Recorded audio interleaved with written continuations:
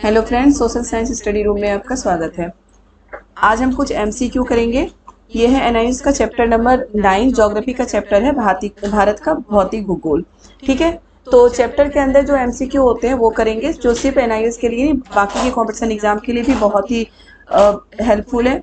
क्योंकि इसमें जो एनआईएस के 10th क्लास का चैप्टर है उसमें 9 10th दोनों की चीजें होती हैं। तो ये बाकी के जो कॉम्पिटिशन के एग्जाम होते हैं उसके लिए भी ये हेल्पफुल है, इसलिए मैं ये ऑब्जेक्टिव क्वेश्चन करवा रही हूँ आपको। ठीक है, तो देखिए यहाँ से हम देखते हैं, सारे ही ऑब्जेक्टिव करेंगे और जो भी एनआईएस के बच्चे हैं वो प्लीज इसको बहुत अच्छे से समझ के याद करें।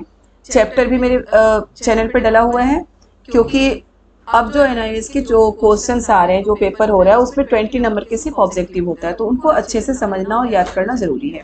ठीक है, तो चलिए हम स्टार्ट करते हैं। ये है पाठगत प्रश्न 9.1। देखिए क्या है, मानचित्र 9.4 को देखिए, निम्नलिखित प्रश्नों के उत्तर दीजिए। मानचित्र 9.4, यही है मानचित्र 9.4 हमारा। इसको देख के निम्नलिखित प्रश्नों के उत्तर दीजिए। क्या है, भारत के पूर्वी हिस्से में स्थित दो देशों के नाम का पता करिए। यानी कि भारत के पूर्वी देशों में स्थित पूर्वी हिस्से में स्थित दो देशों के नाम देखिए क्या क्या है हमारा यहाँ पे।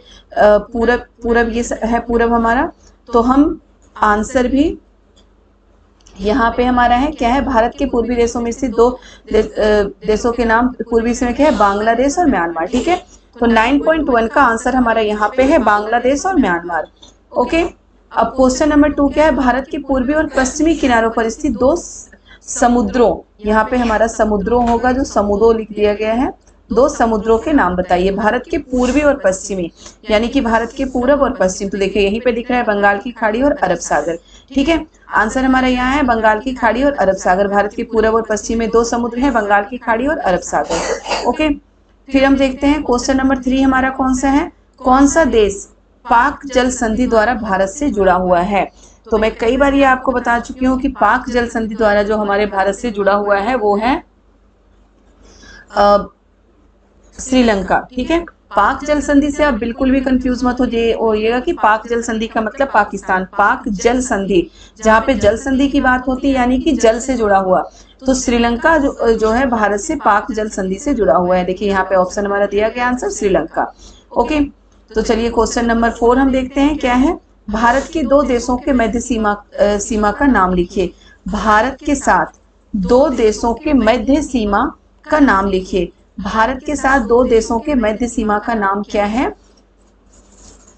पाकिस्तान और भूटान। यानी कि भारत के साथ जो है कि दो देशों की सीमा रेखा जो डिवाइड करती है, जो सकती है, वो कौन है, पाकिस्तान और भूटान। ओके, तो ये तो था हमारा 9.1 के। ठीक है, 9.1 के थे क्वेश्चन ये जो हम कर रहे थे, चारों मैंने बता दिए। बहुत ही इंपॉर्टेंट है बेटा, आगे के लिए भी, कॉम्पिटिशन के एग्जाम के लिए भी, और हमारा जो सीटेट है, सीटेट के लिए भी इंपॉर्टेंट है, और साथ के साथ एनआईएस के लिए तो इंपॉर्टेंट है ही। चलिए अब देखते हैं 9.2 के आंसर। देखिए क्या है, दक्षिण भारत के दो राज्यों के नाम लिखिए। दक्षिण भारत के दो राज्यों के नाम, तो बहुत सारे नाम होते हैं, केरल, तमिलनाडु, आंध्र प्रदेश, तेलंगाना, तो कोई भी नाम हम लिख सकते हैं। ठीक है, केरल और तमिलनाडु। नेक्स्ट है हमारा, दो अंतरराष्ट्रीय सीमा वाले राज्यों के नामों का उल्लेख कीजिए। अंतरराष्ट्रीय सीमा वाले यानी कि भारत का कोई वैसा राज्य जो कि दूसरे देशों की सीमा से लगता हो। तो भारत का कोई ऐसा राज्य दूसरे देशों की सीमा से लगता है, जम्मू कश्मीर और अरुणाचल प्रदेश, इसकी सीमा रेखा अंतरराष्ट्रीय सीमा रेखा है। ओके, नेक्स्ट है हमारा कि सिक्किम, क्वेश्चन नंबर 3 है 9.2 का क्वेश्चन नंबर 3, सिक्किम सीमा के साथ लगने वाले दो देशों के नाम लिखिए। सिक्किम सीमा के साथ लगने वाले यानी कि सिक्किम के साथ जो दो देश लग रहे हैं उनके नाम लिखिए। तो क्या है, नेपाल और भूटान। नेपाल और भूटान सिक्किम के साथ लगे हुए हैं, यानी कि जो सिक्किम की सीमा रेखा है वहां से क्या क्या मिलता है, नेपाल और भूटान जो पड़ोसी देश है उनकी सीमा रेखा उससे मिलती है। अब नेक्स्ट क्वेश्चन है क्वेश्चन नंबर 4 9.2 का, अरब सागर के साथ संघ शासित प्रदेशों के नाम लिखिए। अरब सागर के साथ संघ शासित प्रदेशों के नाम लिखिए, यानी कि अरब सागर के साथ जो संघ शासित प्रदेश है क्या है, दमन एवं द्वीप, दादर, नागर हवेली, ये अरब सागर के साथ जो अरब सागर में संघ शासित प्रदेश है वो है। ठीक है, अब चलिए ये तो हमारा 9.2 भी हो गया। अब हम देखेंगे 9.3।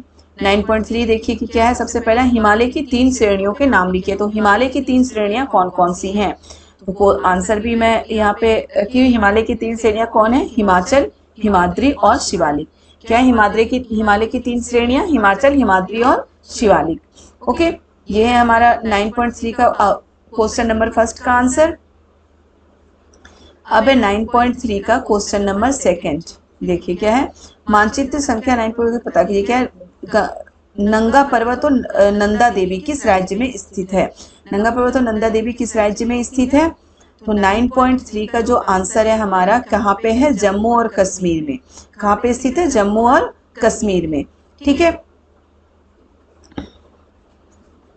चलिए, माउंट एवरेस्ट भारत में स्थित है? नहीं है, माउंट एवरेस्ट भारत में नहीं है। कहाँ पे है?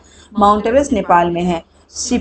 सिपकी ला दर्रा शिवालिक श्रेणी में स्थित है? सिपकी ला दर्रा शिवालिक श्रेणी में स्थित है? आंसर देख के करेंगे, नहीं, तो ये भी शिवालिक श्रेणी में स्थित नहीं है। तीसरा है मानसरोवर झील कैलाश श्रेणी में स्थित है? तो ये बिल्कुल सही है, हाँ, मानसरोवर झील कैलाश पर्वत में स्थित है। तो हम ये दोनों कर चुके हैं।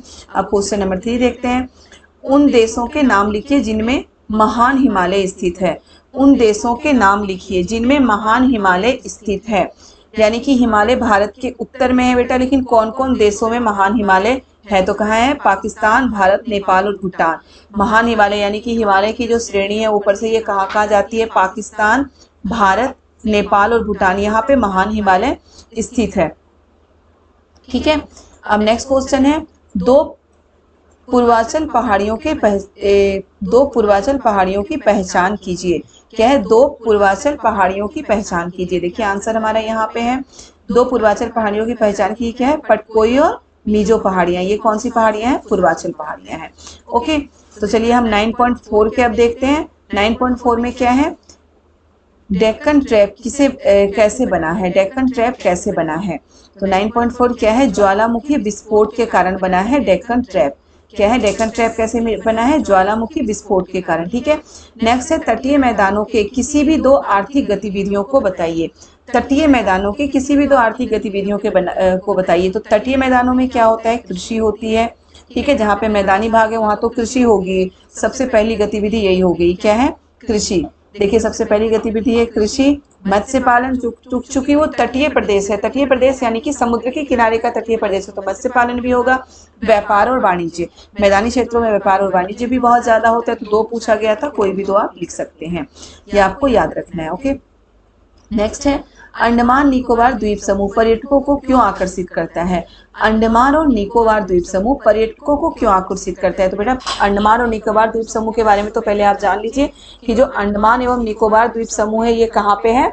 हमारा बंगाल की खाड़ी में है। वही जो लक्षद्वीप है वो कहाँ है? अरब सागर में। ठीक है, तो क्यों आकर्षित करता है? क्योंकि द्वीप समूह पर्यटन के कई क्रियाकलापों को विकसित किया है, जैसे जल के अंदर तथा जल क्रीड़ा। ये सारे उस द्वीप समूह में है, यानी कि जल क्रीड़ा है, जल के अंदर भी बहुत सारे क्रियाकलाप होते हैं, इसलिए वहां पर्यटक जाते हैं घूमने के लिए अंडमान एवं निकोबार द्वीप समूह में। ओके, नेक्स्ट है उन नदियों के नाम लिखिए जो पश्चिमी मैदान को बनने में मदद करता है। उन नदियों के नाम लिखिए जो पश्चिमी मैदान को बनने में मदद करता है। तो कौन है? सतलुज, ब्यास और रावी। सतलुज, ब्यास और रावी जो नदियां हैं वो पश्चिमी, पूर्व हमारा इधर है पश्चिम। ठीक है, भारत का, तो पश्चिमी मैदान को बनने में मदद करता है सतलुज, ब्यास और रावी। ओके, तो हमारा 9.4 भी हो गया। अब 9.5 हम देखते हैं। ठीक है, देखिए क्या है? निम्नलिखित प्रश्नों के उत्तर दीजिए। क्या है? उत्तर से आकर गंगा में मिलने वाली 2 सहायक नदियों के नाम लिखिए। उत्तर से आके, इधर से है ना, जो गंगा नदी इधर से जाके हिमालय से उतर के ऐसे चलती है और बंगाल की खाड़ी में मिल जाती है, तो इधर उत्तर की तरफ से कई नदियां आके गंगा नदी में मिलती है। ऐसे नदियां आके गंगा नदी में मिलती है। तो 2 सहायक नदियां कौन कौन सी हैं? पहले तो है गंडक, फिर है कोसी, जो उत्तर की दिशा से आकर कहाँ पे मिलती है? गंगा नदी में मिल जाती है। ओके, नेक्स्ट क्वेश्चन है हमारा, महानदी के पास कौन सी झील है? महानदी के पास कौन सी झील है? चिल्का झील है महानदी के पास, जो कहाँ पे है? उड़ीसा में। ओके, महानदी के पास चिल्का झील है जो कहाँ पे है? उड़ीसा में। ओके, फिर गोदावरी नदी द्वारा अपवाहित राज्यों के नाम लिखिए। गोदावरी नदी द्वारा अपवाहित राज्यों, यानी कि गोदावरी नदी कौन कौन से राज्यों से होकर गुजरती है? तो गोदावरी नदी कहाँ कहाँ से गुजरती है? महाराष्ट्र, आंध्र प्रदेश, छत्तीसगढ़, यहाँ से होकर गोदावरी नदी गुजरती है। ओके, सबसे लास्ट क्वेश्चन है हमारा 9.5 का, सबसे लास्ट, तुंगभद्रा की सहायक नदी कौन सी है? तुंगभद्रा की सहायक नदी हमारी कृष्णा है। ठीक है। तो बेटा ये जो MCQ मैं बता रही हूँ याद रखिएगा, ये सिर्फ NIOS या 9th-10th के बच्चों के लिए भी नहीं बल्कि ये किसी भी कॉम्पिटिशन के एग्जाम के लिए बहुत ही हेल्पफुल है। तो प्लीज ये MCQ आप जरूर नोट डाउन कर लें, याद करें, समझ के याद करें, ज्यादा अच्छा है नोट डाउन करें, समझ के याद करें। और कुछ समझ में ना आए तो कमेंट में जरूर पूछें। वीडियो अच्छा लगे तो वीडियो को लाइक कर दें। सबसे पहले चैनल को सब्सक्राइब करें आप, उसके बाद वीडियो को लाइक कर दें और ज़्यादा से ज़्यादा शेयर करें। ओके बच्चों, बाय बाय।